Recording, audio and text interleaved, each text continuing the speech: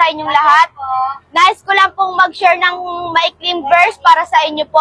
Alam niyo po bang nakasulat sa John 3:16, sapagkat gayon na lamang ang pag-ibig ng Diyos sa sangkatauhan, kaya't ibinigay niya ang kanyang bugtong na anak upang kung sino man sumampalataya sa kanya ay hindi mapahamak, kundi magkaroon ng buhay na walang hanggan. Matagal na po nating kinakamtan ng buhay na walang hanggan at kapayapaan. Alam niyo po ba kung paano makakamit yon? Tayo po'y sumampalataya at maglingkod na sa Panginoon at talikuran ng ating mga kasalanan. Dahil hindi natin makakamit ang buhay na walang hanggan na nais nating makamit kung tayo po'y magpapatuloy pa sa ating kasalanan. Dahil pag tayo po'y napunta sa impyerno, puro kasalanan na po doon at puro paghihirap.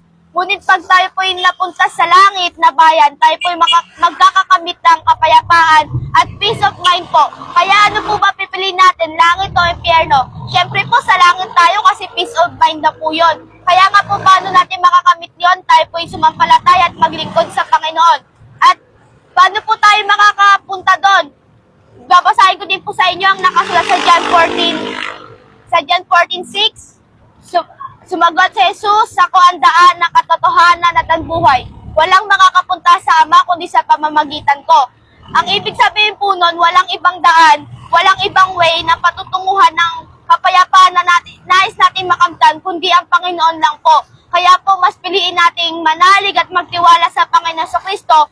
Dahil po, di ba ang tao po, pag nangako ang isang tao, minsan po hindi totoo, minsan po nabibigo tayo. Pero ang Diyos po, pag nangako po siya, totoo po yun, natutuparin niya sa atin. Kaya mas piliin po natin magtiwala sa Panginoon at manindigan sa Panginoon upang tayo po'y makamta natin ang buhay na matagal na natin nais makamta ng kapayapaan. Ayun lamang po, God bless po sa ating lahat.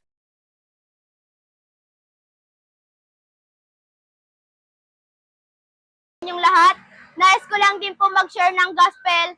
Alam niyo po ba ang nakasulat sa John 3:16? Sapagkat gayon na lamang ang pag-ibig ng Diyos sa sangkatauhan, kaya't ibinigay niya ang kanyang bugtong na anak upang sino man sumampalataya sa kanya ay hindi mapahamak, kundi magkaroon ng buhay na walang hanggan. Paano po ba natin makakamit ang buhay na walang hanggan na sinasabi ng Panginoon?